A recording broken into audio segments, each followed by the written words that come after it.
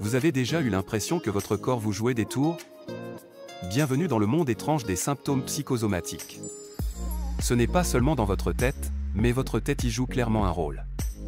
Imaginez votre cerveau comme un farceur malicieux, qui convainc votre corps qu'il est malade alors qu'il n'y a aucune cause physique.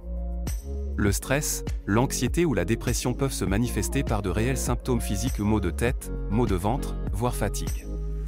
Mais voici le hic, ces symptômes sont réels, et ils peuvent sérieusement impacter votre vie. Salut tout le monde, ici Anastasia Dashinska, psychologue. Dans cette vidéo, nous allons explorer le lien entre votre esprit et votre corps. Vous vous êtes déjà demandé pourquoi les gens tombent malades quand ils sont super stressés ou émotifs? Y a-t-il une part de vérité là-dedans? Bien, les émotions sont essentiellement la façon dont votre corps, votre cerveau et votre esprit réagissent à ce qui se passe autour de vous, même à ce qui se passe dans votre tête. Qu'est-ce qui se passe dans ton corps quand tu es énervé? Quand on ressent une émotion, notre corps se lance dans une série de réactions qui touchent différents systèmes. Le cerveau, les émotions sont traitées dans différentes zones du cerveau, dont le système limbique, qui gère nos émotions. Quand tu es énervé, ces zones sont à fond. Le système nerveux, lui, il contrôle les trucs automatiques du corps, comme le cœur qui bat, la respiration, la transpiration et la digestion. Quand tu es énervé, ce système s'emballe, du coup ton cœur bat plus vite, ta tension monte, tu respires plus vite et tout le reste. Les hormones, quand tu es énervé, ton corps balance des hormones comme l'adrénaline et le cortisol. Ces hormones, c'est un peu comme les pompiers du corps, elles t'aident à réagir et à gérer les situations difficiles. Imagine un peu, ton cerveau, c'est un chef d'orchestre qui dirige tout ton corps. Quand tu as des émotions fortes, le chef se met à gesticuler super vite et n'importe comment. Du coup, les musiciens, tes organes et tes systèmes, se mettent à jouer de travers.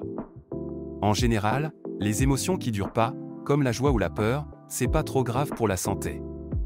Mais les émotions négatives qui durent ou qui reviennent souvent, comme le stress, l'angoisse, la colère ou la déprime, ça peut vraiment te bousiller la santé, autant physique que mentale.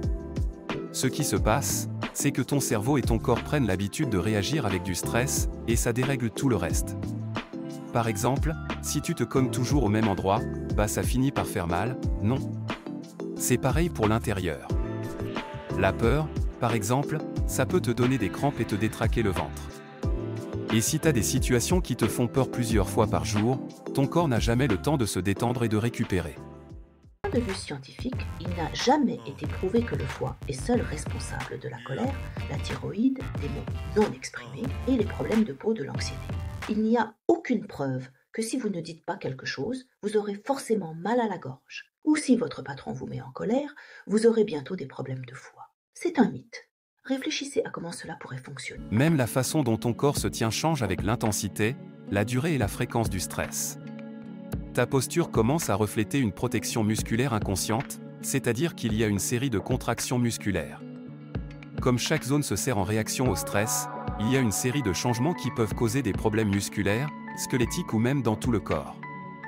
Par exemple, ça peut expliquer les douleurs dans le bas du dos, les crampes au ventre à cause du stress, ou les maux de tête fréquents.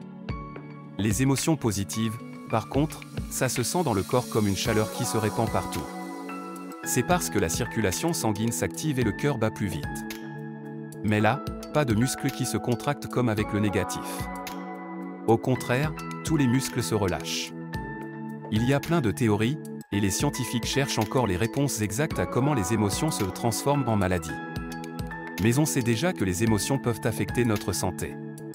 Le stress et les autres émotions négatives peuvent dérégler le système nerveux, ce qui cause différents symptômes comme les maux de tête, l'insomnie et les problèmes de digestion.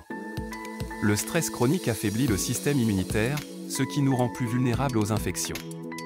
Les émotions peuvent influencer la production d'hormones, ce qui peut entraîner des maladies comme le diabète et les problèmes de thyroïde. Bien sûr, toutes les maladies ne sont pas liées aux émotions. Mais les études montrent que les facteurs psychologiques jouent un rôle important dans le développement de beaucoup de maladies. Mais ne vous inquiétez pas, notre corps a une capacité incroyable à s'auto-guérir. Et nous pouvons l'aider si nous apprenons à gérer nos émotions. C'est un vaste sujet pour les prochaines vidéos. Ceci dit, j'ai une idée. Sur mon site web, je donne des techniques simples pour gérer tous les états émotionnels. Lien vers le site est dans la description de la vidéo. Si le thème des émotions, de la psychologie et de l'amélioration de la vie vous intéresse, n'oubliez pas de vous abonner. À très vite pour une nouvelle vidéo.